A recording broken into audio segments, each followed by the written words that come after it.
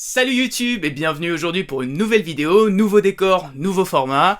Le premier format c'était les avancées de ma thèse au format des bilans de thèse, le deuxième les discussions d'orientation à débat, et lié avec ce deuxième point aujourd'hui, j'inaugure le troisième format avec un petit format interview témoignage sur retracer le parcours scolaire d'un invité, et aujourd'hui j'ai Deka avec moi. Flo, ça va ?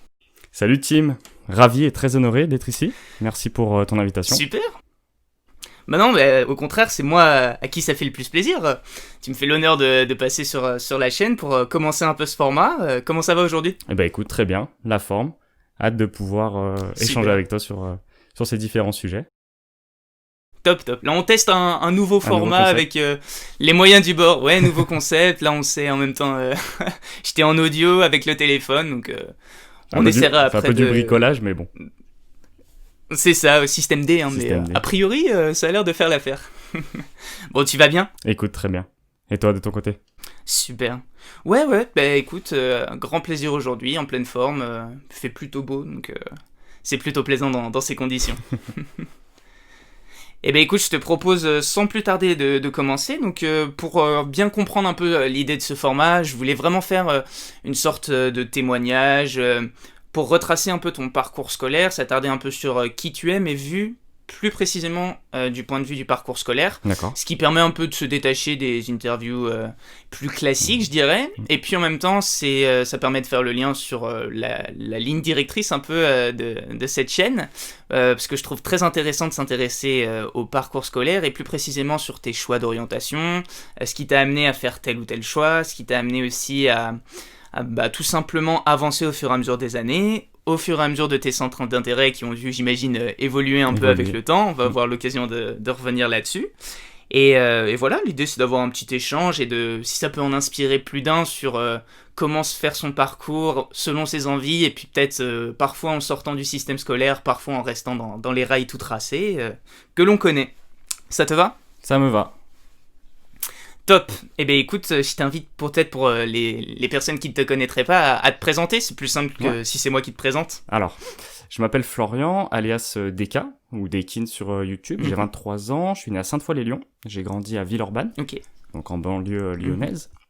J'officie depuis un peu plus d'1 an et demi en tant qu'agent territorial dans la cellule énergie de la direction du patrimoine bâti d'une collectivité territoriale.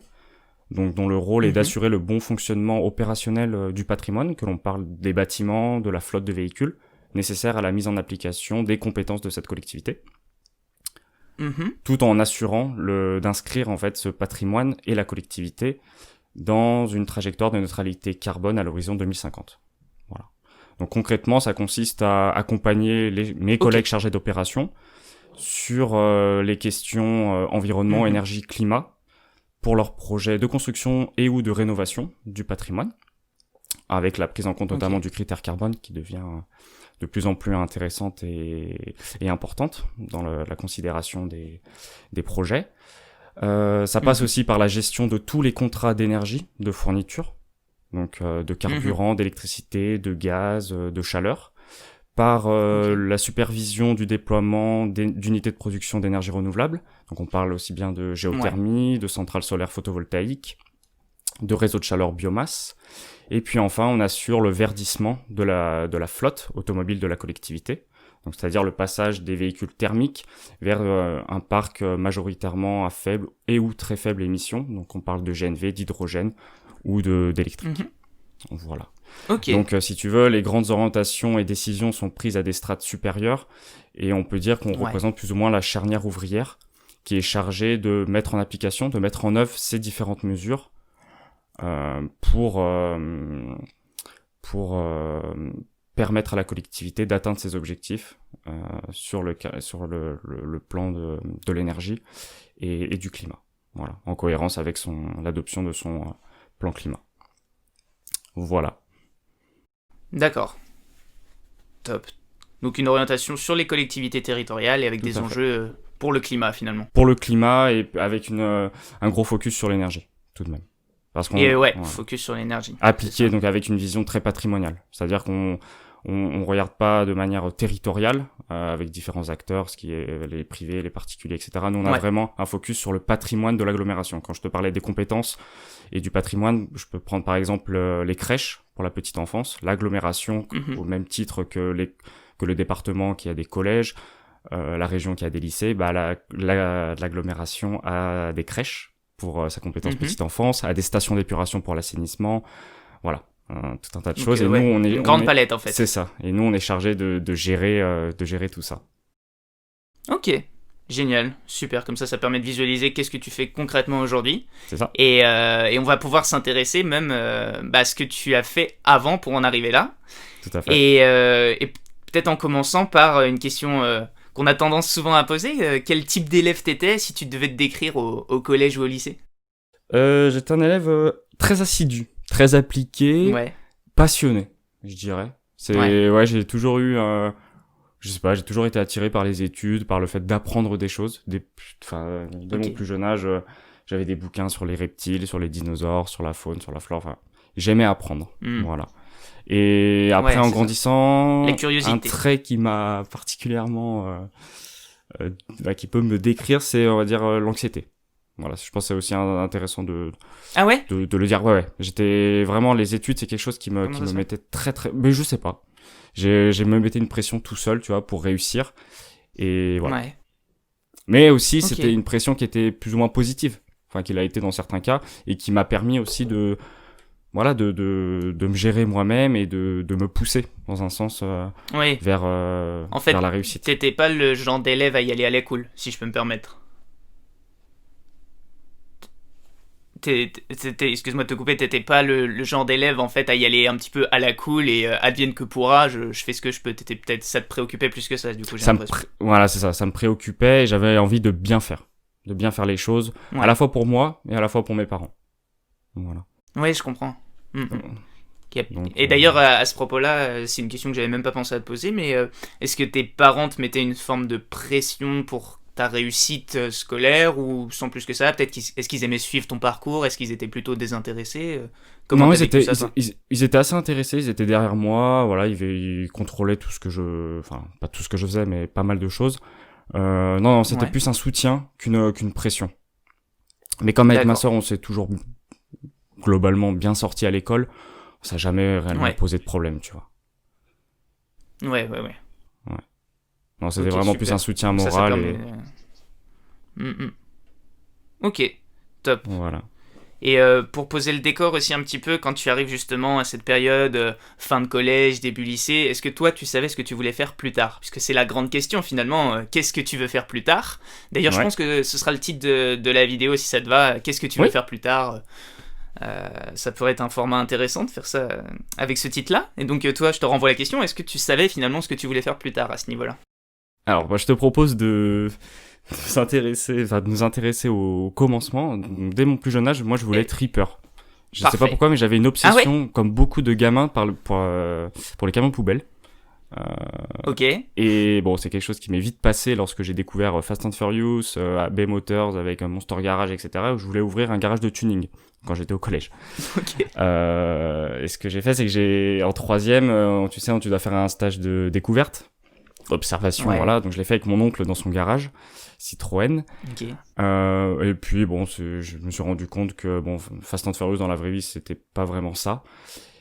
Et je me suis rendu en troisième donc à mon CDI et j'ai découvert un petit bouquin avec différents métiers, parce que c'est vrai que c'est une période de notre jeunesse où en fait à part la conseillère d'orientation, t'as pas vraiment accès à toutes les informations et aux différents champs des possibles qui s'offrent à toi, et notamment après le collège.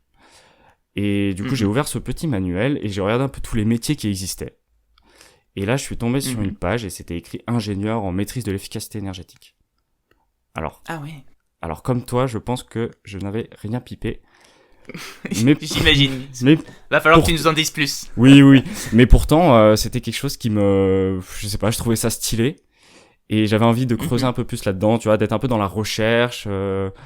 J'avais envie d'être ingénieur, tout simplement. J'avais envie de faire de longues études et d'être dans la partie un peu plus technique. Voilà, c'est quelque chose qui je saurais pas l'expliquer, mais c'est quelque chose qui me donnait envie. Voilà. Et dès que j'ai eu du coup, enfin dès que j'étais en troisième, ensuite on a fait un petit jeu à la fin de l'année. C'était un petit jeu sur l'ordinateur où il fallait gérer le mix énergétique d'une ville.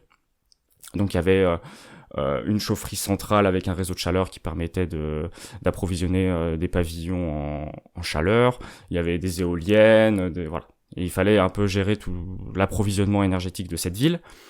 Et là, j'ai été pris d'intérêt, je sais pas pourquoi, mais pris de passion par les éoliennes. Et je me suis dit, à partir de ce jour-là, je travaillerai dans les énergies renouvelables pour leur aspect, on va dire, vertueux, qui aujourd'hui, bon, ne sont pas si vertueuses que ça, mais avec depuis mon angle de collégiens et d'enfants, voilà, je voyais que l'aspect exemplaire en fait du dispositif qui a évolué depuis, mais voilà. Et voilà, et en fait j'ai gardé en visu cet objectif que j'ai jamais lâché jusqu'à la fin de mes études, et je ne saurais expliquer pourquoi, parce que j'avais pas, si tu veux, de fibre écologique à cette période. J'ai grandi en banlieue avec des parents qui m'ont pas forcément éduqué dans ce sens-là. Mais j'avais envie, voilà, de développer des éoliennes, et ça s'explique pas. Et voilà, des fois on fait des choses de manière un peu intuitive, de manière un peu, voilà, irréfléchie, et c'est un peu ce que j'ai fait. Donc, et en plus, c'était un peu nouveau dans le décor à ce moment-là, les éoliennes. Les éoliennes, c'était donc à cet âge-là, c'était en 2012. Ouais. 2011, ouais. Et tout à fait, c'était, on va dire, en France, le boom. C'était vraiment les premières éoliennes qui ont été conçues. Donc c'était quelque chose d'assez novateur. Je savais qu'il allait avoir des débouchés parce que voilà, c'était plus ou moins l'avenir pour beaucoup de personnes à cette époque-là. Et voilà, je me disais que plus tard je trouverais du travail, quelque chose qui m'intéresse et qui me, je dirais pas qui me passionne parce que j'y connaissais rien à l'époque, mais je me sentais bien quand je pensais à ça. Donc voilà, je suis parti dans cette direction. Donc après, j'ai fait un lycée, je suis allé au lycée de manière traditionnelle, j'ai suivi un cursus traditionnel. Ensuite, en terminale, donc j'ai fait un bac S, donc scientifique avec option sciences de l'ingénieur. J'avais le choix avec SVT, mais je voulais vraiment aller du côté plus technique.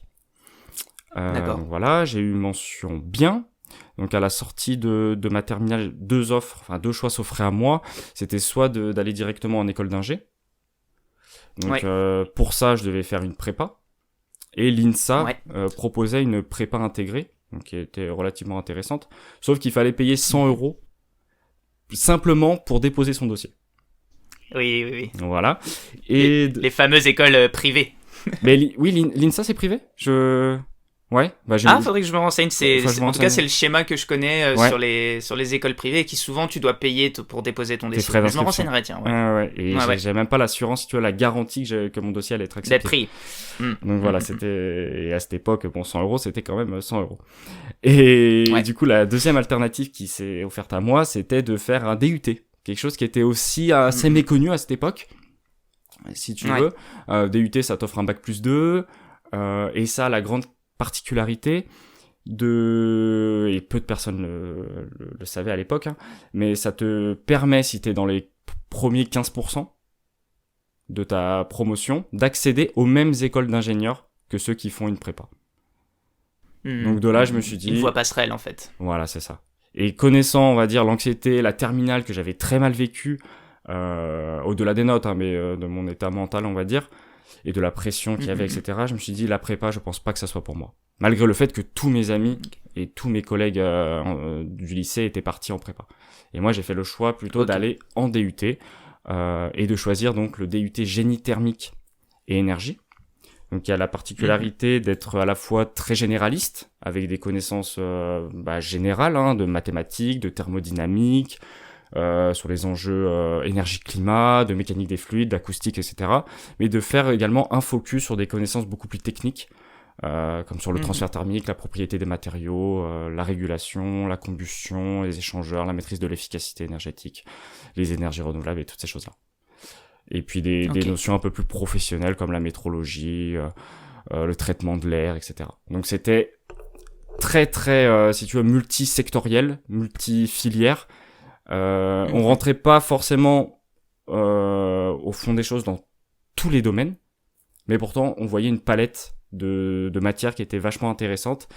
Et ce qui est intéressant aussi avec le DUT, c'est que ça te permet à la sortie d'être sur le marché de l'emploi. Tu peux être technicien, mainteneur, etc. Donc avec un bac+2, tu as l'assurance d'avoir un diplôme à la sortie du DUT, qui est relativement simple. Il doit y avoir peut-être 10% ou 5% des personnes qui échouent.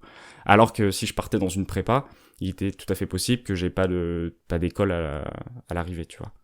Donc j'ai choisi plutôt, on va dire, la sécurité, et je me suis donc investi et impliqué dans cette formation. Ok.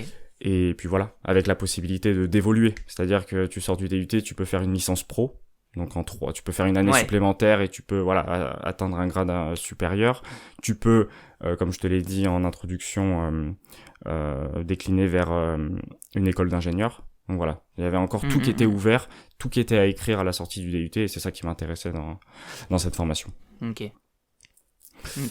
D'ailleurs, ça me fait plaisir que t'en parles, parce que ma dernière vidéo en date, justement, c'est sur les études courtes versus les études longues. Et à mon sens, les études courtes sont encore trop peu valorisées sur ce qu'elles peuvent apporter. Et notamment en termes de débouchés, t'as cet avantage, comme tu viens de le dire, si vraiment t'as envie de creuser un petit peu plus à la fin de tes 2 années, tu peux toujours rattacher, et puis que ça t'a plu, et que tu as su trouver ton pied au fur et à mesure de tes études, tu peux toujours rattacher une licence, voire une école d'ingé après.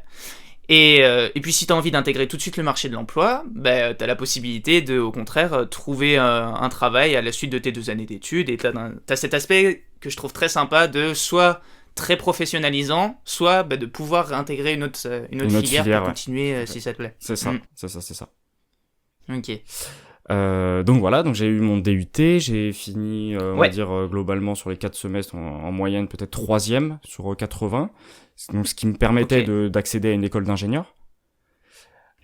Sauf que j'ai eu des amis, je t'avouerai qu'à la fin du DUT, je savais pas vraiment vers quoi m'orienter. Il y a eu une grosse phase de concertation et de décision, et de réflexion surtout. Et j'ai des amis qui m'ont proposé de me joindre à eux pour faire un DUT, donc en Erasmus, c'est une année à l'étranger pour perfectionner son anglais, tout en restant dans ton domaine d'application et d'expertise. Donc moi on a décidé de faire un DUT Energy Engineering, donc ingénierie en énergie, donc qui reprenait plus ou moins les matières principales de mon DUT. À savoir transfert thermique, thermodynamique, mécanique des fluides, électricité, mais qui était sur l'électricité, c'était quand même très compliqué. C'était en visio en plus, tout en anglais. Enfin, c'était avec des Écossais, c'est compliqué. Et puis des choses un peu plus concrètes et on va dire plus théoriques que j'avais pas forcément vu en DUT, qui étaient pour le coup assez techniques avec des TP, etc. Là, on voyait par exemple l'histoire de l'énergie, un focus assez important sur les énergies conventionnelles, enfin dites conventionnelles. Ok. Donc voilà, c'était pas axé uniquement sur les énergies renouvelables, donc c'était intéressant aussi d'avoir une vision un peu plus macro du domaine. Ouais. Donc voilà, je suis parti 1 an en Écosse sur l'île de Lewis. Donc j'ai résidé dans la ville de Stornoway, et l'université c'était UHI Lewis Castle, voilà, college. Ok. Voilà, lorsque je suis rentré en France, j'avais 2 possibilités. C'était soit je faisais une licence pro, puisque si tu veux le DUT que j'avais réalisé ne me permettait pas de valoriser et d'avoir un correspondant de la licence en Écosse en France. Donc quand je suis revenu, j'avais toujours mon bac+2 parce que l'administration n'a pas fait le nécessaire pour que je puisse bénéficier de l'échelon bac+3. Donc je devais soit refaire une licence pro ou une licence pour avoir ce niveau d'études, ou alors je pouvais réintégrer une école d'ingénieur. Mais ça faisait déjà 3 ans que je faisais des études, et malheureusement je ne suis pas comme toi, c'est-à-dire que j'avais envie de mettre en application toutes les connaissances que j'avais pu acquérir durant mes études, et 3 ans encore d'études, ça me paraissait un peu long.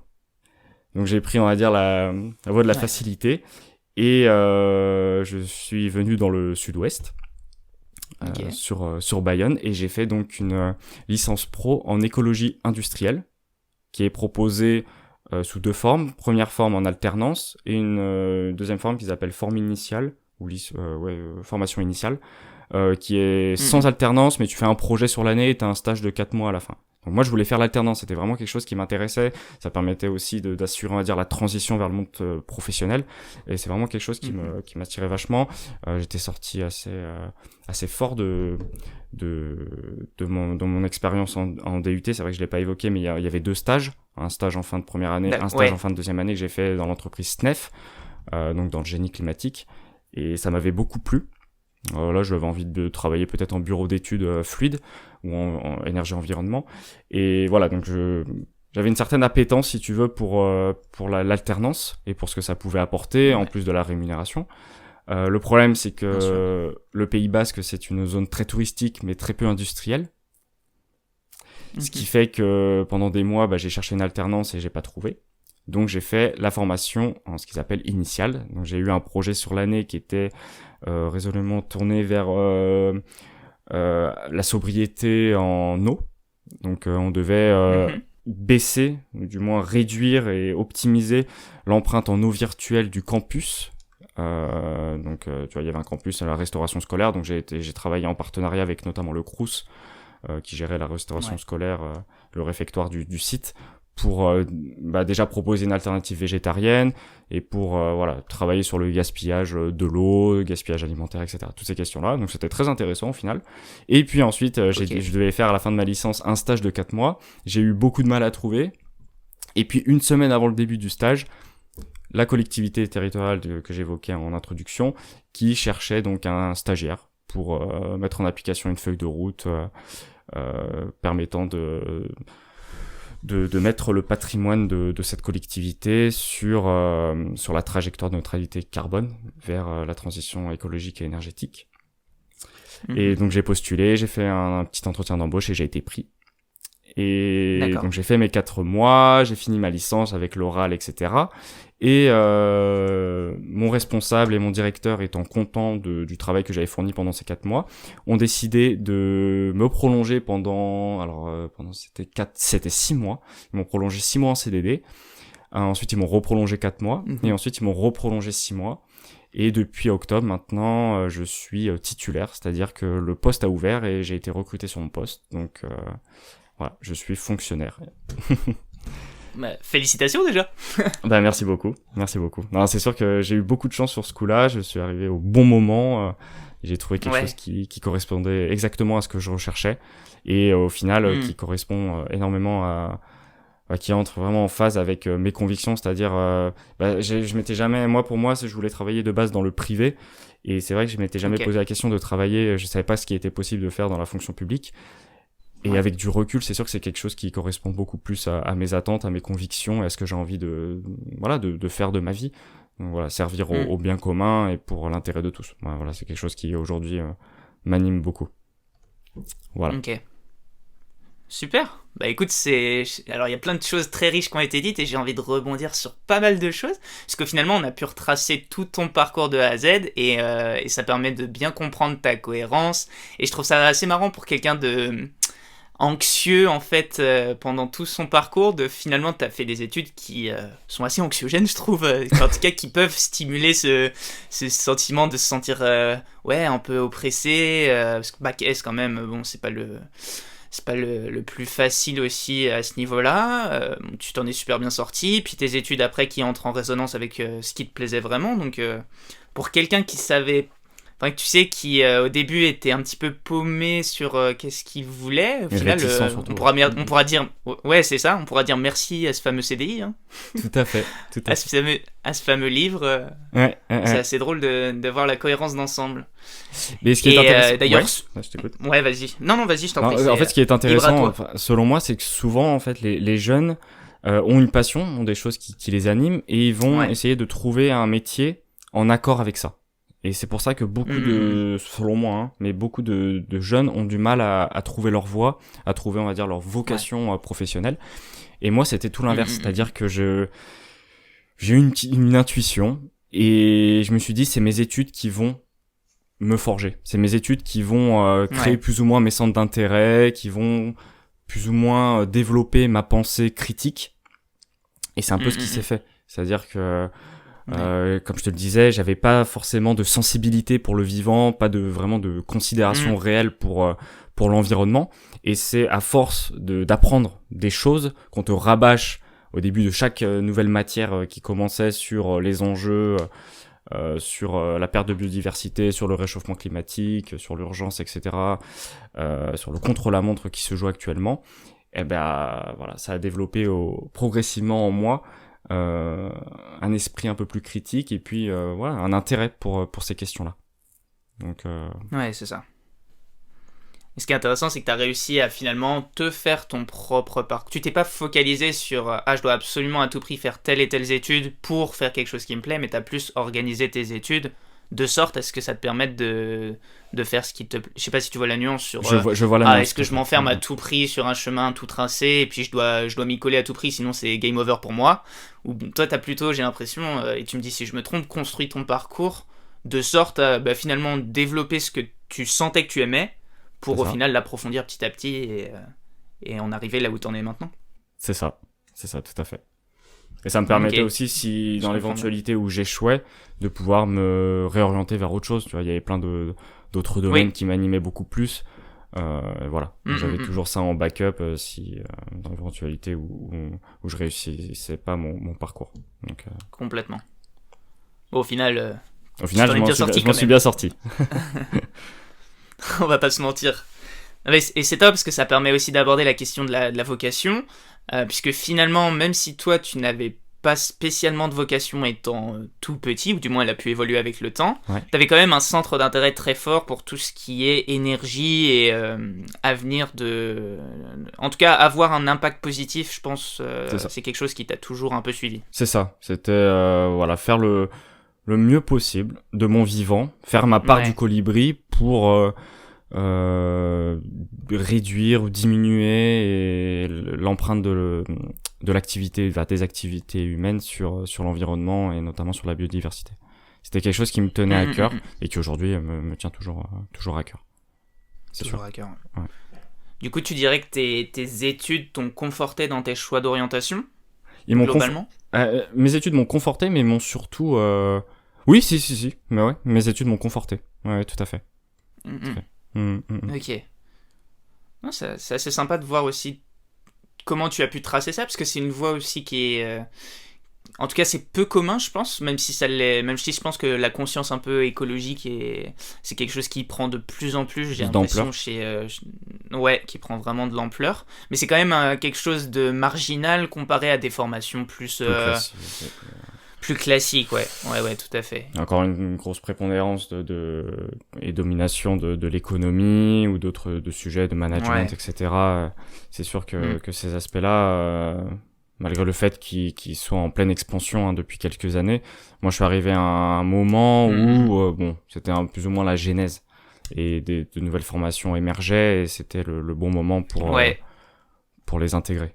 Voilà. C'était lorsque j'ai fait ma licence pro écologie industrielle, ça devait être peut-être la 3e année qui proposait ce cursus, donc c'était assez nouveau.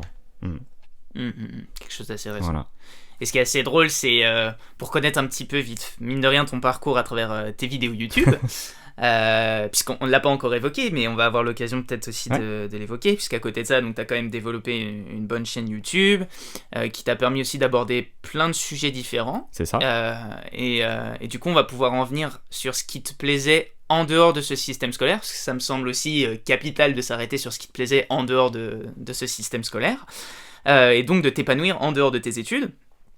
Peut-être si tu pouvais nous dire déjà comment et pourquoi t'en es venu à déjà quand t'en es venu à créer une chaîne YouTube et puis le pourquoi du comment. J'ai créé ma première chaîne YouTube à l'été 2012. Ok. Voilà. Précurseur, ouais. C'était l'époque de DigiDix, Diablo X9, Wartech, Gotaga et voilà. Les précurseurs, les pionniers de YouTube. Et tout simplement parce que je voulais faire comme tout le monde, c'est-à-dire je jouais à Call of Duty, je voulais mettre des clips et faire des montages et les mettre sur ma chaîne. Voilà, peu importe, que ce soit regardé ou non, c'était pas ma motivation première. Ce que je voulais, c'était jouer avec mes amis. Je filmais mon écran avec un téléphone J'avais une vieille télé cathodique, je filmais l'écran, enfin c'est quelque chose... C'était il y a seulement 8 ans, mais aujourd'hui qui peut paraître... Ça évolue tellement rapidement que... C'est ça. Ça peut paraître assez ridicule, mais c'est comme ça qu'on faisait à l'époque. C'était très classique, ouais. C'était très classique à l'époque. Tout à fait. Et après, du coup, donc ça a commencé avec des clips, voilà, de simple, du gaming, en fait, parce que j'étais passionné par ça. Ensuite, sur Pokémon, je faisais du shiny hunting, c'est-à-dire qu'il y avait des Pokémon chromatiques qui étaient très rares et je m'efforçais de les chercher, de les trouver, et ensuite je filmais lorsque j'en trouvais un. Voilà, j'ai fait une petite période sur ça. Et puis ensuite, c'était dans les années, je dirais 2014 peut-être. Il y a eu un tout nouveau concept qui était détenu par 2 personnes en France, enfin 3 avec moi du coup, qui était donc Bazookam. Donc on faisait des condensés sur le site, chatroulette pour ceux qui connaissent. Donc les 3 personnes c'était Namor, Bagrage et moi-même. Et voilà, j'avais envie de proposer ça sur ma chaîne qui était assez peu proposée en France. Et je saurais expliquer pourquoi. Avec du recul, voilà, j'ai toujours été très taquin, j'avais envie de voir un peu les différentes strates de la société, voir un peu les gens qui se baladaient sur ce site et essayer d'interagir avec eux de la manière la plus qui fasse rire quoi. Ouais. Voilà. Et donc j'ai développé ça marchait plutôt bien. Quelle époque avec du recul, c'est vrai que c'était une autre vie honnêtement. Donc j'ai développé Bazookam. En parallèle, je proposais d'autres contenus, des choses qui me plaisaient, donc que ce soit des réactions à de la musique comme je fais toujours aujourd'hui. Je proposais aussi des lectures manga, les premiers épisodes. Donc depuis tout petit, depuis le collège, j'avais commencé avec Bakuman. Je suis passionné par la culture japonaise, un peu comme toi. Et du coup, je proposais des petites critiques de tomes que je lisais. Donc voilà. C'était une chaîne qui était assez variée au niveau du contenu, et je m'essayais à plusieurs choses qui étaient toujours plus ou moins liées à mes centres d'intérêt, ce qui est plutôt logique. Mais avec les moyens du bord, c'est-à-dire que j'avais pas de caméra, je filmais avec mon téléphone, j'avais pas de micro, j'avais un vieux PC, voilà. Mais j'ai réussi, on va dire, à m'en sortir. Les vidéos Bazooka m'ont pris de plus en plus d'ampleur. Au point où j'arrivais quasiment à une période à littéralement en vivre. Bon, ça a duré quelques mois, voilà. Et puis à côté de ça, j'entrais dans mes études, donc j'étais en première année de DUT. Et du coup, j'entrais dans ma première année de DUT. Donc, comme je l'évoquais, j'ai eu cette prise de conscience à la fois écologique et environnementale. J'ai vu que j'avais une certaine popularité sur ma chaîne, une certaine influence surtout. À cette époque, j'étais peut-être aux 40 000 abonnés. Et je me suis dit, pourquoi pas me servir de cette influence pour pouvoir, alors c'est prétentieux peut-être de dire éduquer, mais de vulgariser, on va dire, des notions assez techniques et complexes qui sont peu accessibles pour le jeune public qui me regardait à l'époque, mais tout de même leur transmettre ces valeurs et faire nourrir en eux la même flamme qui a su apparaître grâce à mes études. Peu importe leur cursus scolaire, voilà. Donc c'est là que j'ai commencé à faire des vidéos un peu plus politiques, un peu plus engagées, si je puis dire. Des vidéos sur la déforestation due à l'élevage, à l'huile de palme, des vidéos avec un gros focus sur l'association, l'ONG Sea Shepherd. Voilà. Et puis ensuite des vidéos sur le véganisme, des vidéos sur toujours sur les activités humaines et leurs répercussions sur la biosphère. Avec une prise de conscience, quoi. C'est ça, tout à fait. Et je pense que beaucoup de personnes ont pu le voir sur ma chaîne.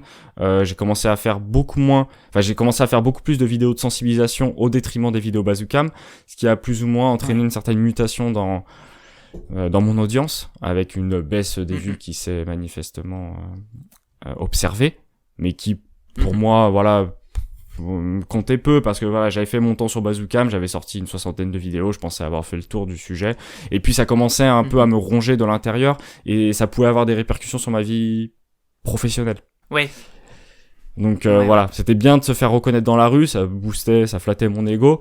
Mais d'un autre côté, je me disais que je vais autant se servir de cette popularité pour faire quelque chose d'intéressant et de concret. C'est bien de faire rire, mais des fois, il faut aussi agir, si tu veux. Et puis voilà, ça s'est fait naturellement et progressivement avec ma, comment on appelle ça, pas ma maturité, mais mon développement personnel et ma... Ouais, exactement, ouais. Voilà. Et... En fait, je pense que ton contenu a évolué en même temps que toi, tu grandissais. Que moi, je grandissais, tout à fait. Tout à fait. Au début, c'était des vidéos très peu matures où j'insultais les gens sur Bazooka, mais puis aujourd'hui, c'est quelque chose que je ferai plus jamais sur ma chaîne. Parce que voilà, j'ai grandi et je suis plus du tout la même personne. J'ai commencé, j'avais 15 ans, voire 14, aujourd'hui j'en ai 23, donc voilà, on grandit et le public a su grandir avec moi, même s'il y a très peu, maintenant il y a peu de personnes qui sont encore là, mais le public qui reste est plus là pour la personne que pour ce que je propose in fine sur ma chaîne. Voilà. Et c'est ce t'as gardé quand même une sorte de noyau dur. Et de fidèles. D'ailleurs, c'est ce qui est intéressant. C'est assez normal, puisque finalement, tous les créateurs de contenu, au fur et à mesure du temps, leur contenu a évolué. Là, tu parlais de Wartech, qui est parti du gaming, et puis qui en est à faire des vidéos voyages. À Tchernobyl. Avec des petits... Voilà, à Tchernobyl, avec des petits sponsors plutôt sympas. Donc, tout le monde évolue, et tout le monde commence à suivre le contenu qui lui plaît au fur et à mesure du temps. Ça, c'est assez normal, finalement. C'est ça. Mais c'est intéressant de voir aussi que ça t'a permis d'extérioriser, de juste partager tes centres d'intérêt. C'était une plateforme en fait pour partager ce qui te plaisait en dehors de quand tu sortais des cours, quoi. C'est ça. C'était un grand exemple, hein, c'est quand j'étais en DUT. Lorsque je sortais des cours, je faisais des vidéos le mercredi et le week-end quand je rentrais sur Lyon. Donc j'avais un cycle assez... Enfin, j'étais bien organisé pour sortir 2 vidéos par semaine. Et puis aussi, ça me plaisait de montrer, on va dire, les différentes parties de ma vie, de les exposer en vidéo pour intéresser les gens sur ce que je faisais.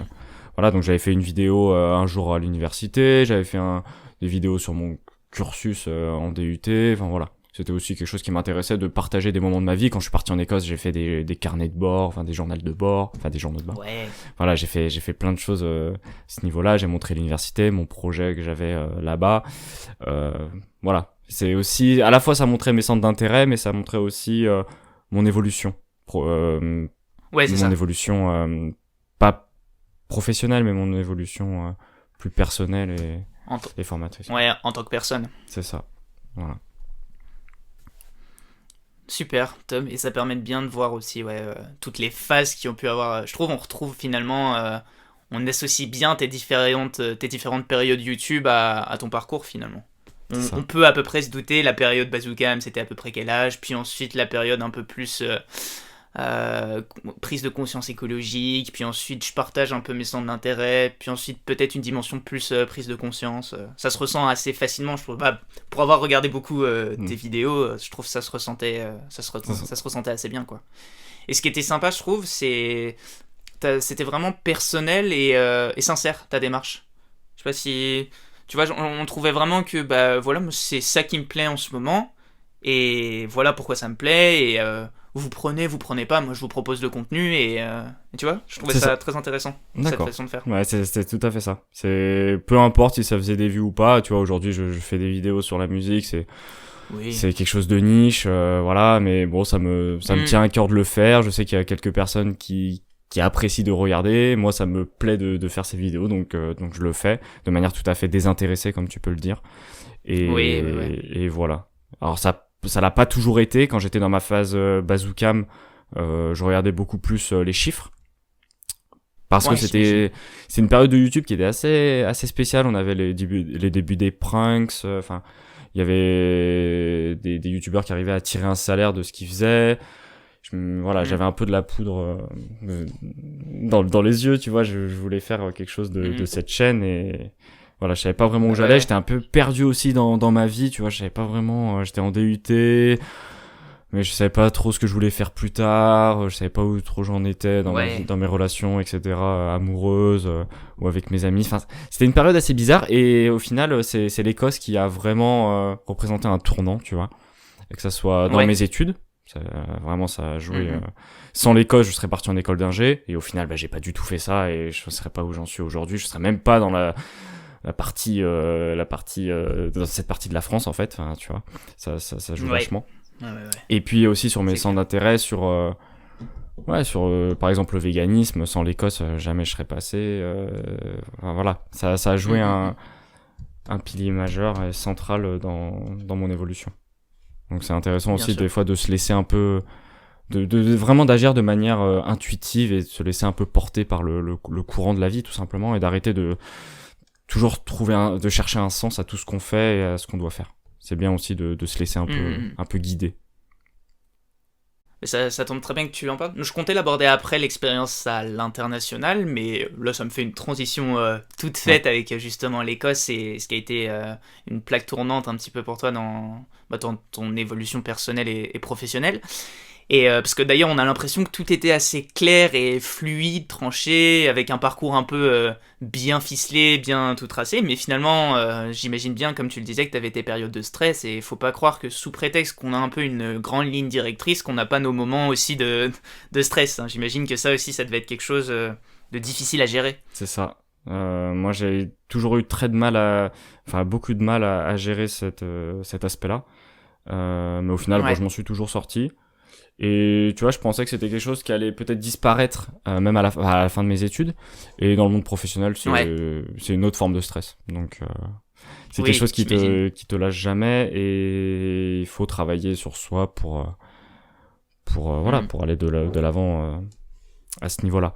Mais au niveau de l'Écosse, donc comme tu le disais, ça a vraiment été une plaque tournante, tout à fait. Ouais. Bah justement, on va pouvoir revenir là-dessus si ça te va. Sur qu'est-ce que ça... Déjà, peut-être pourquoi l'Écosse, si tu avais le choix, ou si ça s'est un peu imposé à toi, ou au contraire, peut-être des aspects que tu as découvert au moment d'arriver en Écosse, auxquels tu n'aurais pas pensé en y allant. En choisissant justement de partir là-bas. Donc en fait le DUT, donc c'est une formation, je pourrais pas te dire vraiment à quoi correspond l'acronyme, mais mon université, donc qui était Lyon 1, c'est vrai que je l'ai pas spécifié, a des partenariats avec des colleges ou des universités à l'étranger, des universités internationales, et ensuite en fait ils organisent des échanges. Et du coup j'avais le choix entre différents pays.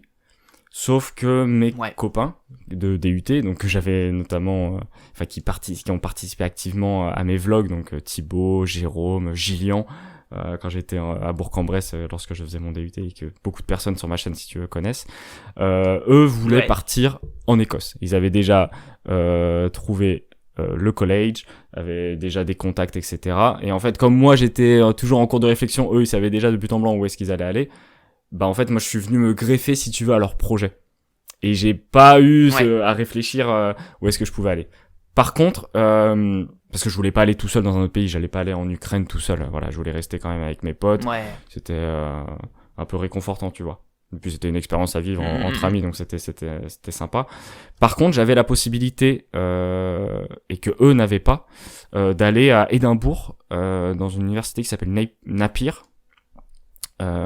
qui est une université très cotée apparemment, et comme j'étais dans j'aime pas dire ça, mais dans le gratin, j'étais dans les 15 premiers, j'avais la possibilité de rejoindre cette université.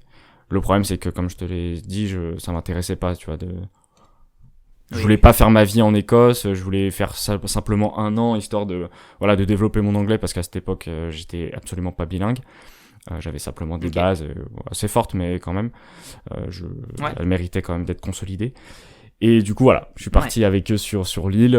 J'avais jamais réellement voyagé de ma vie, à part j'étais allé en Suisse quelques fois, mais voilà, c'était aussi une expérience pour moi nouvelle, quoi, de pouvoir aller à l'étranger, loin de ma famille, et puis ça m'a permis aussi de réaliser beaucoup de choses.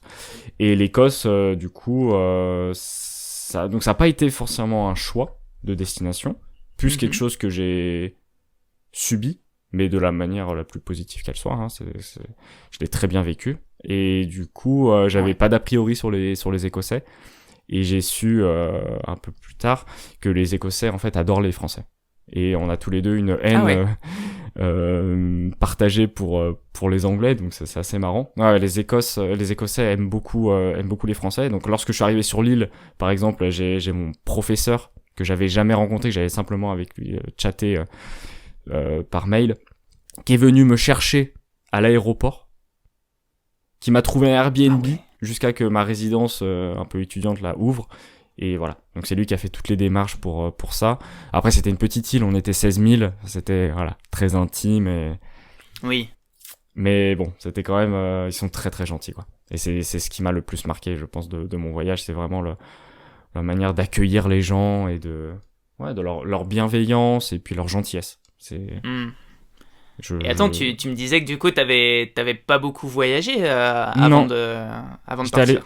Non, en troisième, j'avais fait un voyage à Naples avec l'école, parce que je parlais italien. Ok.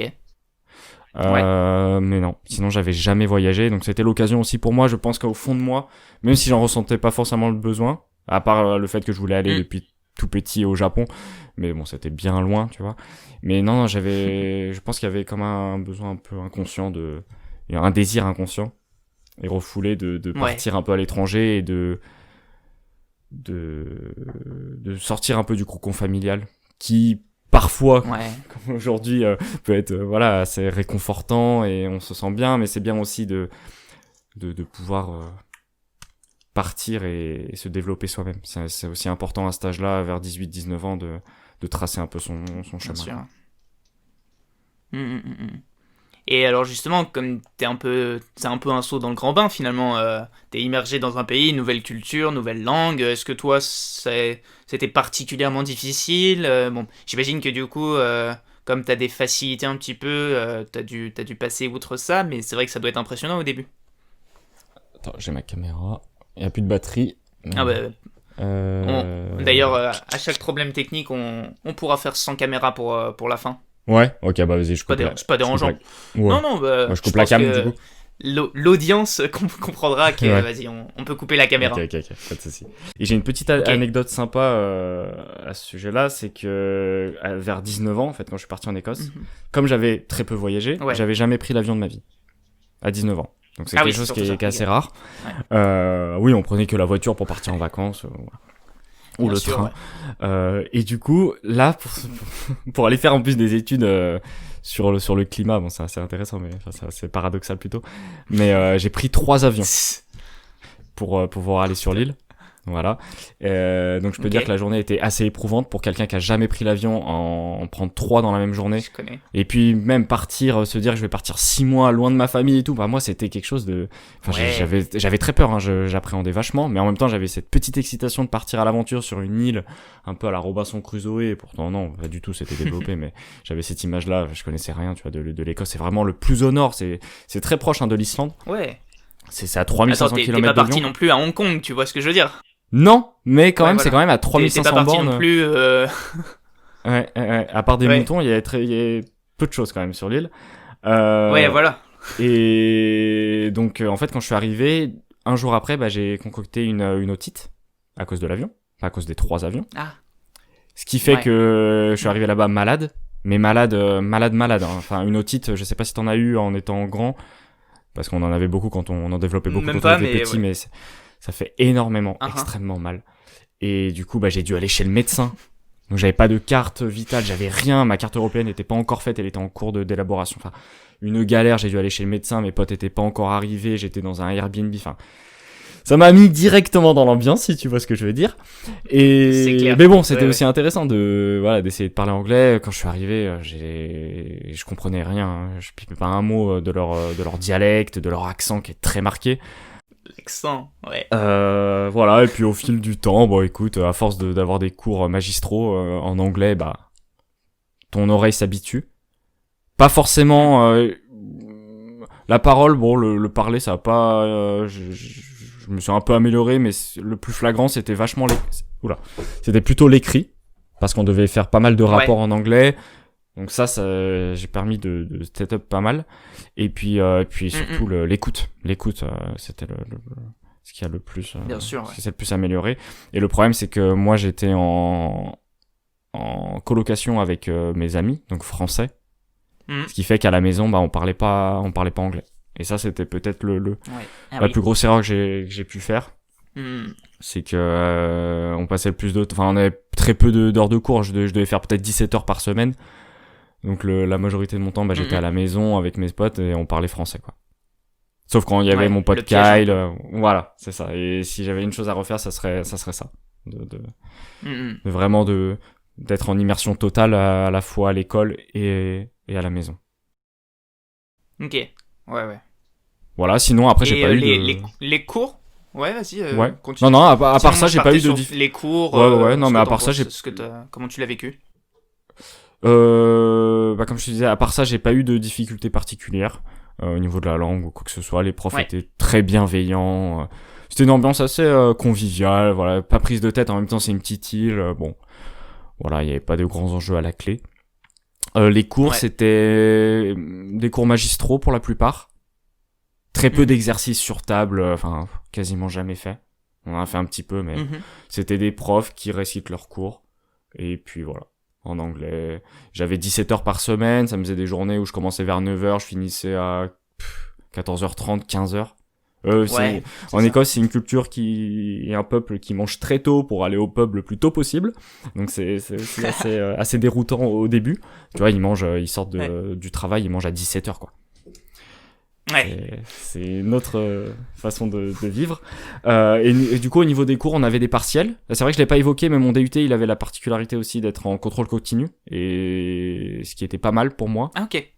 Pour quelqu'un d'anxieux, c'est bien, parce que tu joues pas tout sur une semaine ou sur une journée sur un examen. Là, c'était un contrôle par semaine qui était compliqué, mais voilà, il fallait.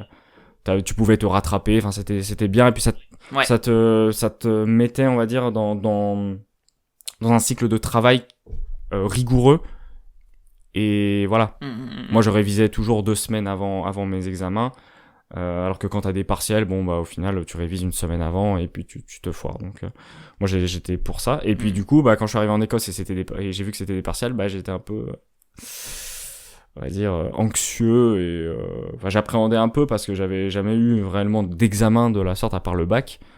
Et ça s'est plutôt bien passé pour toutes les matières, sauf une où tout pouvait se jouer, si tu veux, sur une matière.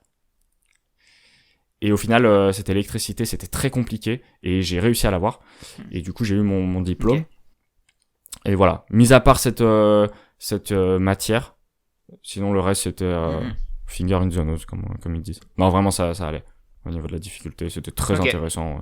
Voilà, c'était dans la continuité des études que j'avais fait avant, donc j'ai pas appris grand chose, si tu veux. Mais sur l'aspect anglais, c'était très bien aussi de voir d'autres choses. Mais je pense que c'est aussi le vrai intérêt, pour avoir eu beaucoup d'expérience à l'étranger, comme tu le dis, je pense que le vrai intérêt, plus que dans la matière que tu vas apprendre, c'est aussi se familiariser avec un environnement qui est complètement nouveau, perdre un peu ses repères, savoir s'adapter. Et d'ailleurs, je pense que nous, on nous a toujours dit que l'adaptabilité, c'était vraiment le nerf de la guerre. La clé, quoi, en fait. Ouais, le nerf de la guerre, comme tu le dis. Ouais. Et d'ailleurs, c'est ce qui permet ensuite de pouvoir passer peut-être d'une langue à une autre, d'une culture à une autre. Et aujourd'hui, ça peut être un atout, en tout cas. Tout à fait. Un sacré atout, même. Super. Et alors justement, cette parenthèse Écosse, où est-ce que ça en était, toi, tes autres centres d'intérêt et tout ce que tu pouvais faire en dehors, donc tu partageais notamment sur YouTube un petit peu ton expérience, tes carnets de route, comme tu le disais. Ouais. Qu'est-ce que tu as pu ensuite, est-ce que tu continuais un peu, est-ce que d'ailleurs c'est là peut-être que tu as eu... peut-être plus de... Ouais, un déclic. Qu'est-ce qui s'est passé à ce niveau-là ? En étant en Écosse, et notamment sur une île, t'as la particularité d'être isolé du monde, et vraiment t'as ce sentiment-là, et ça m'a permis de faire un gros travail d'introspection sur moi-même. J'ai commencé à lire du Thoreau, du Sylvain Tesson, voilà, sur leur voyage initiatique, la manière dont ils ont su s'isoler, on va dire, en forêt, dans un environnement plus sauvage pour un peu se retrouver et comprendre ce qui vraiment les animait au plus profond d'eux.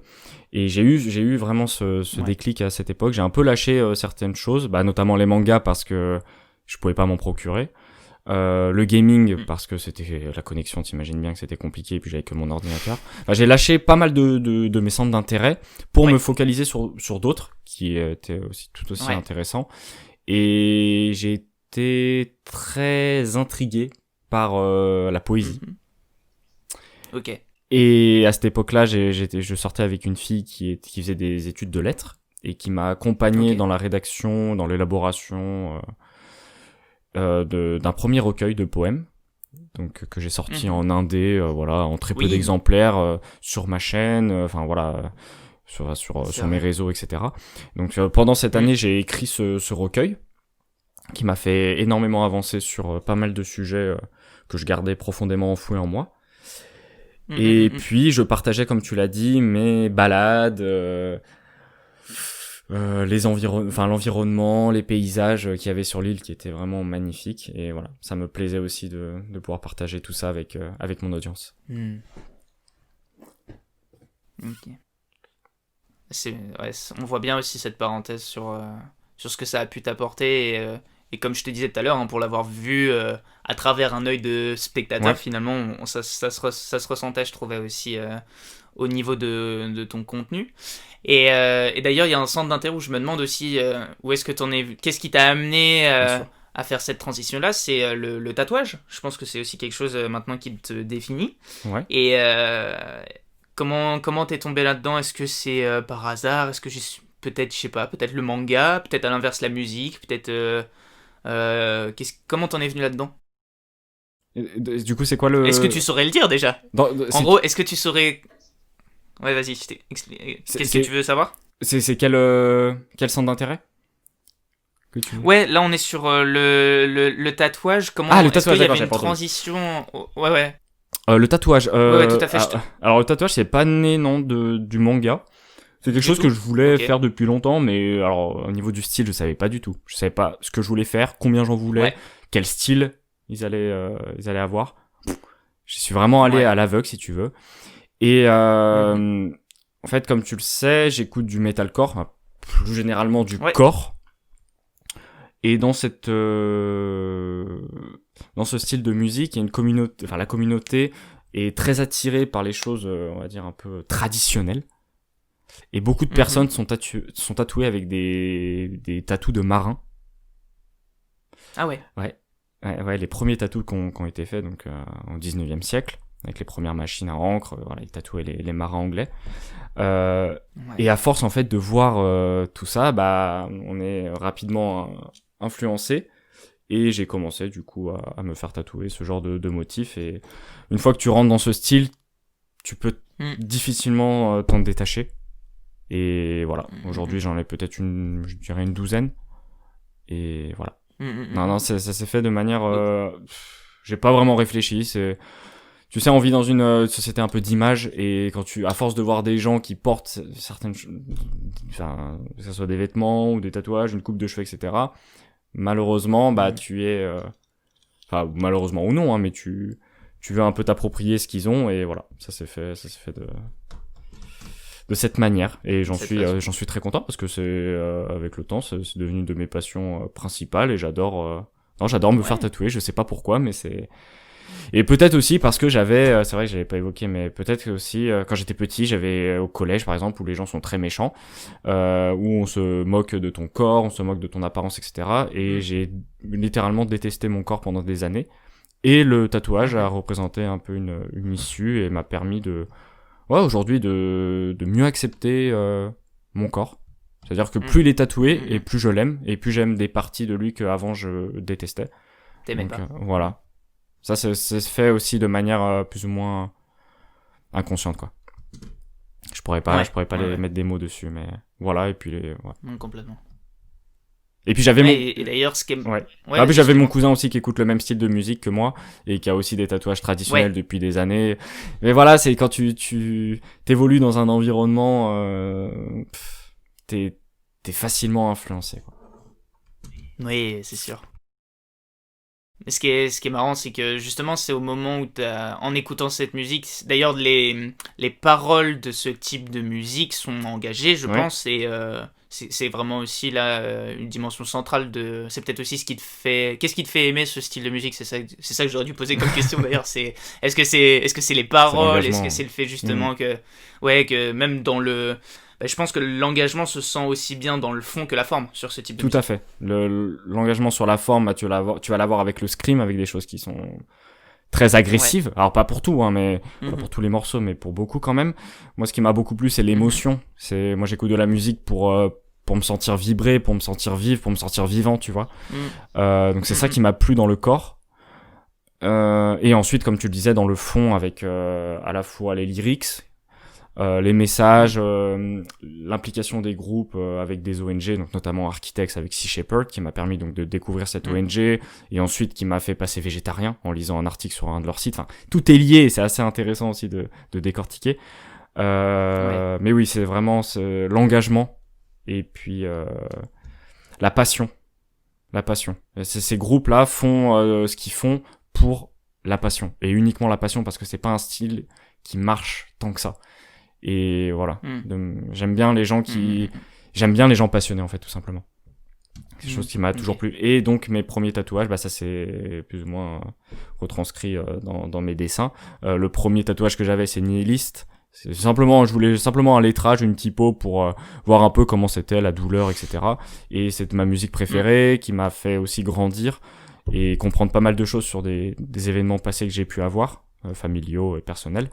Et voilà, donc ça comptait pour moi de me le faire tatouer. Ensuite, j'ai fait là j'ai une pierre tombale, enfin un épitaphe avec écrit We wrote our epitaph, qui est plus ou moins une reprise de We are writing our epitaph. Je l'avais déjà parlé en vidéo, mais d'Architects, qui disait qui faisait un bilan, un constat alarmant de la situation actuelle, qu'elle soit climatique ou sociale.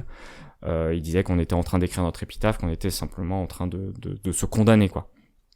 Et moi, j'avais à cette époque une vision un peu plus nihiliste et plus sombre des choses et un peu plus pessimiste. Et du coup, j'avais mis rewrote, c'est-à-dire qu'on a déjà écrit, peu importe ce qu'on fera, de toute manière, je pense que c'est en l'humain en fait, c'est en l'humain que quelque chose cloche, et de toute manière, on ira vers notre autodestruction. Voilà, donc après ça a évolué. Au début, je cherchais vraiment à faire des tatouages qui avaient un sens pour moi, avec une signification, que ça soit dans la phrase, dans la typo, dans le lettrage qui a été écrit, ou dans la forme. Tu vois, j'ai un crâne avec un baluchon que j'ai fait juste avant de partir en Écosse, qui est très parlant, hein. J'avais envie d'expédition et d'aventure.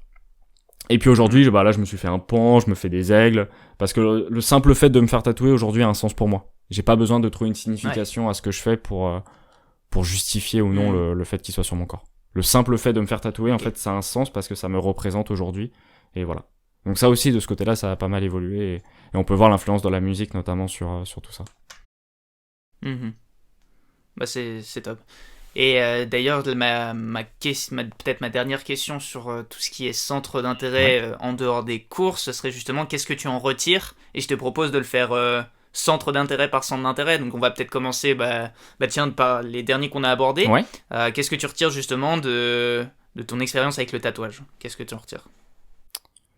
L'expérience de se faire tatouer, la signification. Se faire tatouer, écoute, je suis quelqu'un qui a la phobie du sang, mais quand je te dis la phobie de tout ce qui est craquement et tout du corps, moi je peux pas. Donc le sang pour moi c'était no way.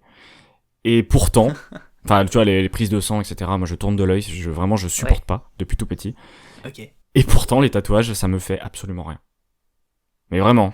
J'ai même pas mal, j'ai rien, j'adore me faire tatouer. Dès que je rentre à Lyon, c'est-à-dire à peu près tous les 3 mois, je me fais tatouer parce que c'est un moment, de partage, d'échange. L'artiste qui pose une de ses œuvres sur moi, on échange, c'est super intéressant. Enfin, j'ai rencontré des gens super dans ce milieu-là. Donc, le tatouage, je suis encore qu'à mes débuts, parce que je compte faire recouvrir une grande partie de mon corps. Et non, j'adore ça. Ça coûte un peu cher, mais pour moi, ça me fait avancer, et ça me fait du bien, donc ça n'a pas de prix. Donc ça, donc le tatouage à ce niveau-là. C'est à peu près tout ce que j'ai à dire. Ce que ça m'a apporté ? La musique, ça m'a apporté beaucoup de choses. Que ça soit sur le plan relationnel, j'ai rencontré des dizaines et voire des centaines de personnes. Aujourd'hui, mon meilleur ami, je l'ai rencontré grâce à YouTube, parce que c'était un abonné aussi, mais parce que voilà, on écoute le même style de musique. Enfin, c'est vraiment la musique, ça rapproche les gens, et voilà.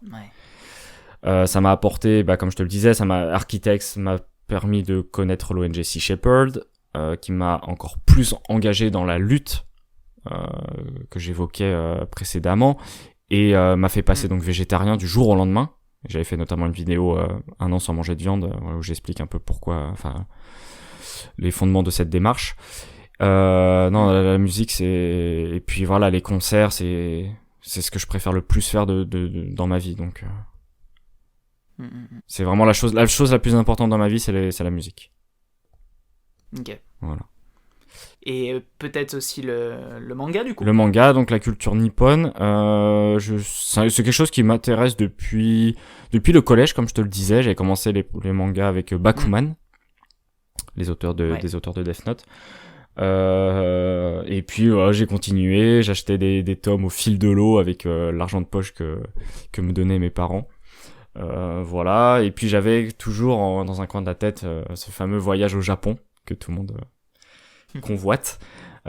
Pour autant, ça coûte très cher. Bon, un peu moins maintenant, mais à l'époque, tu vois, il y a une dizaine d'années, partir au Japon, ça coûte très cher, prendre l'avion, etc. Et puis il faut quand même parler un minimum la langue pour pouvoir s'immerger le plus possible. Donc c'est pour ça qu'il y a 2 ans, quand je suis revenu notamment d'Écosse, j'avais fait un peu le tour de l'anglais, tu vois, je me disais bon, il y a plus rien à... j'avais pas cette prétention non plus, mais ça m'intéressait plus trop de parler anglais. J'avais plus grand chose à découvrir, je me suis dit mais pourquoi pas m'initier un peu au japonais de manière autodidacte, et donc j'ai appris le japonais pendant 2 ans. Bon, j'ai arrêté récemment parce que c'était trop chronophage et parce que mon voyage au Japon s'éloignait et que même vivre au Japon c'est beaucoup trop compliqué, donc si c'est pour passer 2 heures de ses journées à charbonner pour aller 2 semaines tous les 2 ans ou les 2-3 ans au Japon, bon, je sais pas si ça vaut vraiment le coup. Mais voilà, je pense que je pourrais tout de même tenir une petite conversation avec un japonais malgré le fait que j'ai arrêté. Donc ouais, le Japon ça a toujours j'ai toujours été intéressé. T'avais quand même obtenu un petit niveau pour suivre un peu tes évolutions. La discussion de tous les jours, t'étais capable de la tenir. Je pense que j'étais capable de la tenir. Avec un japonais natif, je sais pas, mais tu vois, j'étais en autodidacte, donc j'apprenais tout seul. Et je faisais quelques cours sur Italki, qui est un site où tu réserves des cours avec des professeurs et tu fais pendant 45, 1 heure, 1 heure et demie. D'ailleurs, j'ai les vidéos en non répertoriées sur la chaîne parce que je filmais tous les cours, les échanges, etc. Donc c'était bien. C'était une expérience très enrichissante. J'ai jamais appris comme ça une langue seule, tu vois. Il fallait de l'autodiscipline, de la rigueur, travailler seul à la maison en rentrant du taf ou des études à la fin de ma licence. Voilà, c'était une période aussi intéressante de ma vie, mais qui a renforcé mon anxiété parce que je voulais bien faire, et des fois, tu vois, à la place de réviser, j'allais jouer, et du coup après je culpabilisais. Enfin voilà, après c'est chacun voit les choses comme il les voit, mais je voulais progresser et j'ai pas progressé comme je le voulais, aussi rapidement que je le voulais plutôt, et voilà, ça m'a un peu frustré. Même si in fine j'avais comme tu disais un niveau assez respectable, mais ça aurait pu être beaucoup mieux. T'es peut-être aussi quelqu'un d'exigeant envers toi-même, perfectionniste. Perfectionniste, ouais. Ah, ça se sent. Ça se sent, et mes vidéos, c'est catastrophique. Quand je faisais du montage, notamment Bazooka ou des vlogs, etc. Surtout les vlogs.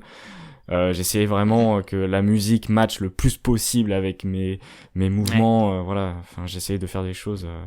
Tu te prends la tête. Clean, quoi. Oui, je me prenais la tête et je me creusais l'esprit, mais parce que je voulais produire quelque chose qui était agréable à regarder et qui, moi, me satisfaisait. Et c'était la chose la plus importante. Je voulais être content de ce que je proposais, et ouais. De toute façon, ça se sent un peu quand tu parles de ce qui t'a amené à faire ci, à faire ça, c'est quelque chose qui...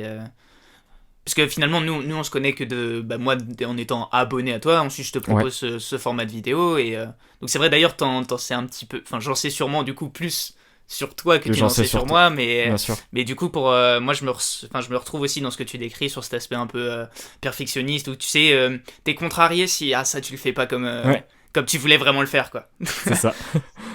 ça vraiment, tu le sens. Mais de toute façon, c'est aussi le but de cette série de vidéos, c'est vraiment déjà pour dédramatiser un peu, et tous ceux qui peuvent être au moment des choix d'orientation, qui sont très très stressés, c'est une période très anxiogène. L'idée, c'est vraiment de dédramatiser et de voir à travers plusieurs parcours que on peut tout à fait se trouver avec le temps, au fur et à mesure de nos centres d'intérêt, que ce soit dans les voies un peu scolaires ou en dehors de l'école. Et puis ça permet aussi de peut-être s'identifier à un parcours, ou, parce que les galères que tu as décrites sur l'expérience à l'étranger, ça tout le monde est passé. Enfin, moi pour avoir fait ça aussi, moi je suis arrivé première fois, donc effectivement que je prenais l'avion, c'était en Finlande en 3e. On me fait prendre un avion Paris-Helsinki, ça va, un gros avion, etc. Par contre, ensuite on n'était pas à Helsinki, on était à Tampere, petite ville en Finlande. Et là, le deuxième avion que je prends, c'est un avion à hélice. Oui. Et il se trouve que je suis assis à côté de l'aile où t'as l'hélice là, du réacteur. Et bon, même si c'est bête au final, mais j'espère que le voyage se passe bien, quoi. La moindre petite turbulence, turbulence, tu la ressens. Ah ouais, là, on prépare son épitaphe là, ça y est, pour revenir. Là, ça y est, hein, direct, tu fais le bilan de ta vie, quoi. Et après, pareil, comme tu disais, les galères en arrivant sur le pays. Moi j'ai fait la Chine à ce niveau-là. À 20 ans, faire un stage, donc j'étais à Shanghai. J'arrive, on me dit qu'à Shanghai, il faut pas chercher son logement avant d'arriver, c'est beaucoup plus simple de trouver sur place. Donc ça, je vous invite à trouver avant. Faites pas cette erreur, ça c'est un dicton, c'est les on-dit, mais non, faut pas y croire. Donc je suis arrivé, j'avais pas de logement, j'avais prévu 3 nuits d'hôtel pour trouver un logement.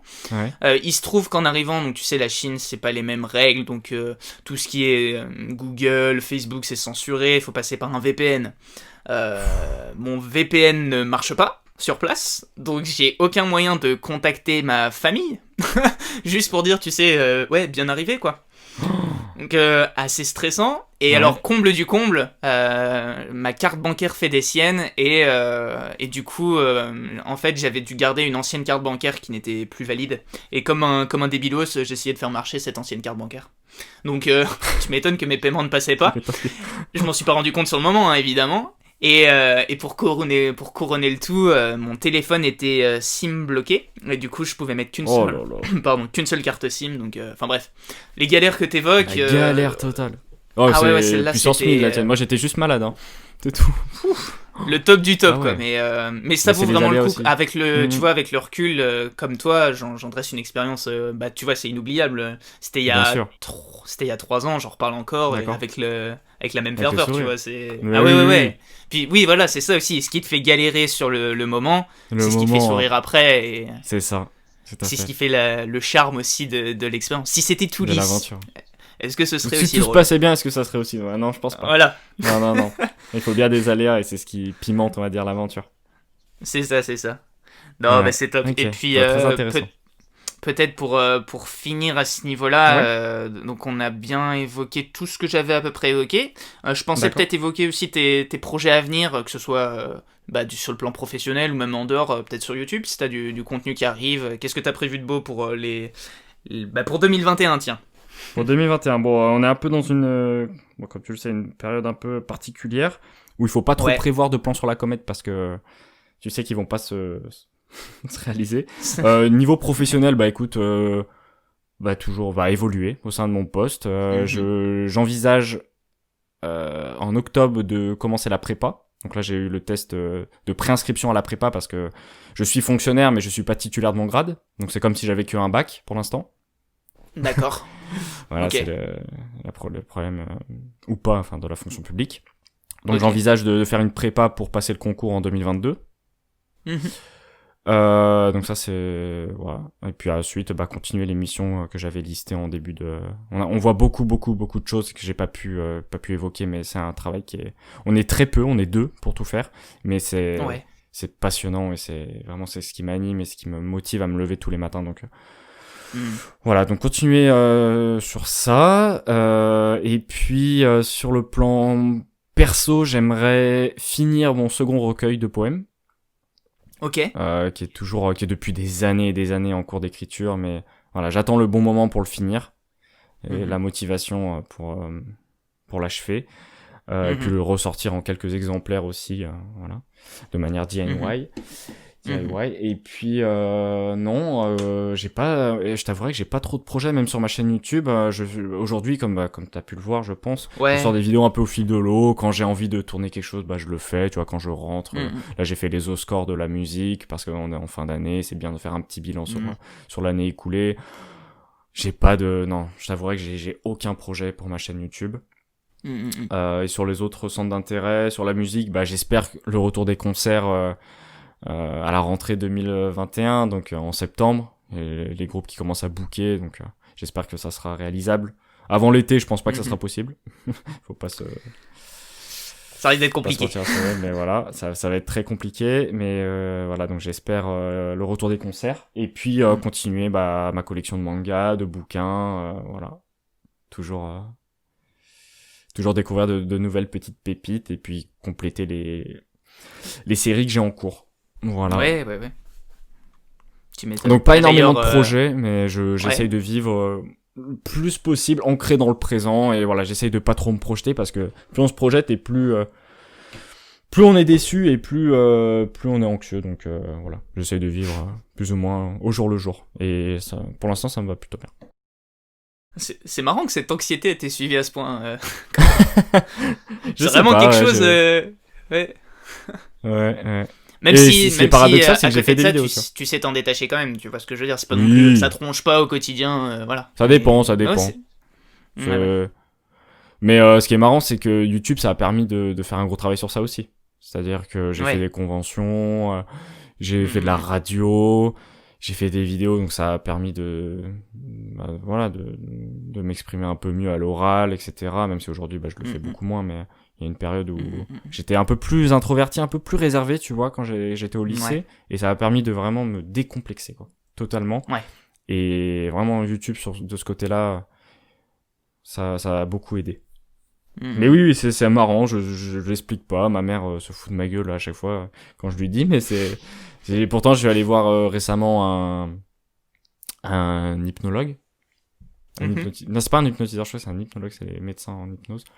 Ça a servi à rien. Enfin, tu vois, j'essaye des choses, mais ça marche pas vraiment, donc j'essaye de vivre avec, et je pense que c'est l'essentiel, c'est ce qu'il faut. Voilà, c'est le mieux que tu puisses faire.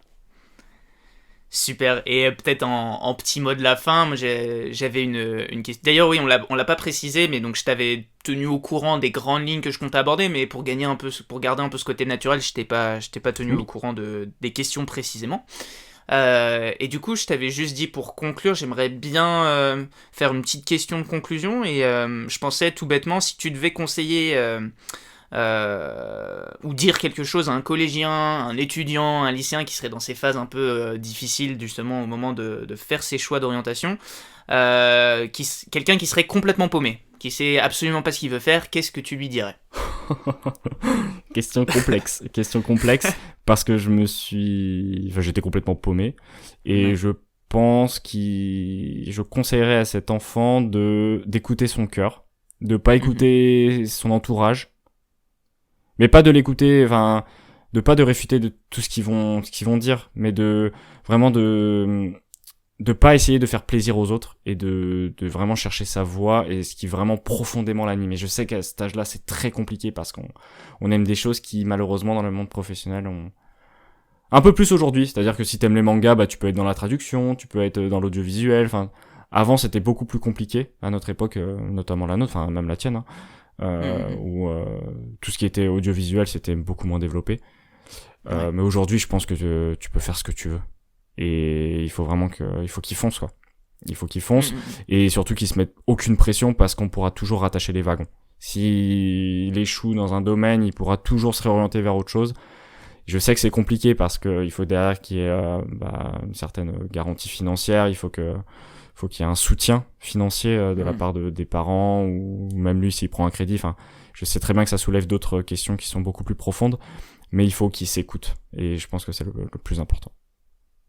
Et qu'il n'hésite pas à demander des conseils à des gens spécialisés, et voilà, et vraiment d'écarter le plus possible les pensées négatives et la pression qui n'a pas lieu d'être, qui peut être soit apportée par son entourage, par ses parents, par ses amis, ou par lui-même, qui des fois on se met des pressions pour réussir, alors qu'au final ça ne correspond pas du tout. Je connais pléthore de personnes qui se sont engagées dans une voie qui, au final, je sais très bien, les passionne pas tant que ça. Donc voilà, si c'est pour changer dans 5 ans de voie, autant bien s'écouter et réfléchir avant de partir dans une voie. Voilà, je pense que l'exemple classique, c'est vraiment fais ta fac de droit parce que tout le monde te dit que le droit ça ouvre beaucoup de portes et 6 mois après je pense que tu quittes les bancs de ta fac de droit si ça te plaît pas en tout cas.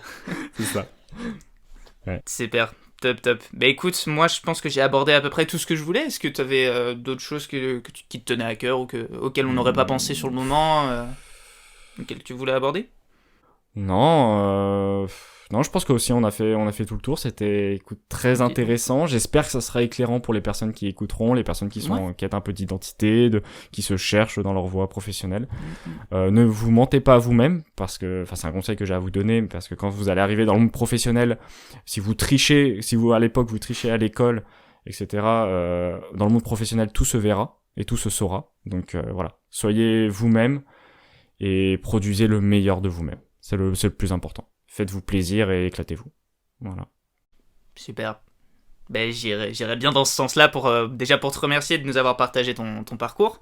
Parce que c'était c'est très riche et justement, c'est vraiment ce que j'espérais sur avoir le retour de quelqu'un qui peut-être s'est fait connaître en dehors de son parcours pour l'instant professionnel, mais qui a toujours suivi un peu ses convictions, qui est parti de quelque chose qui le tenait à cœur et qui s'est laissé le temps pour se découvrir, tu vois. Je pense que c'est aussi ça qui est important vraiment dédramatiser. On n'a pas besoin de tout savoir à l'instant T au repas de famille quand on te demande qu'est-ce que tu veux faire plus tard, quoi. Si tu réponds je sais pas, c'est pas grave. Il y a le temps. Tout à fait. Super. Écoute, je vous invite peut-être déjà à te retrouver sur ta chaîne. Déjà, on verra comment on procède, mais peut-être que ce contenu aussi sera diffusé sur ta chaîne. Si c'est pas le cas, déjà, je vous invite vraiment à aller voir sa chaîne parce qu'il y a vraiment pléthore de vidéos à découvrir qui sont hyper intéressantes et qui ça va me permettre de comprendre aussi ce qu'on a pu aborder aujourd'hui. Si vous avez aimé ce concept, n'hésitez pas du coup à laisser un petit like et à vous abonner à la chaîne pour rien rater des prochaines vidéos.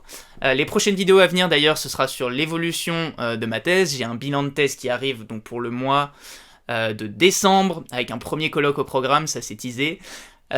Et puis après, donc pour d'autres vidéos à débat en orientation. Et puis je te laisse le mot de la fin si tu veux. Écoute, merci Tim à nouveau pour cette invitation. Et voilà, je te souhaite aussi que du bonheur, du courage, de la force pour tes études et pour ta thèse. Et voilà, je sais que t'es quelqu'un de brillant, donc je me fais pas de soucis, je sais que t'y arriveras. Bon, écoute, Je te remercie beaucoup, et puis on vous dit à la prochaine. Ciao. Salut tout le monde.